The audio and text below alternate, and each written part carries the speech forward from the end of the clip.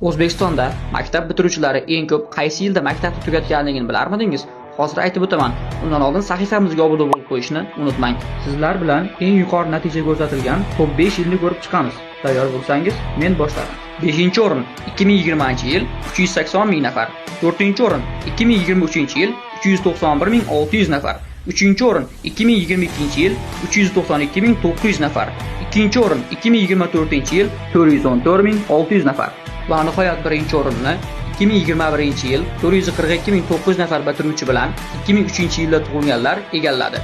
Statistika agentligining ma'lumot berishicha, 2007-yilda tug'ilgan maktab bitiruvchilari tomonidan bu statistika yangilanishi kutilmoqda ekan.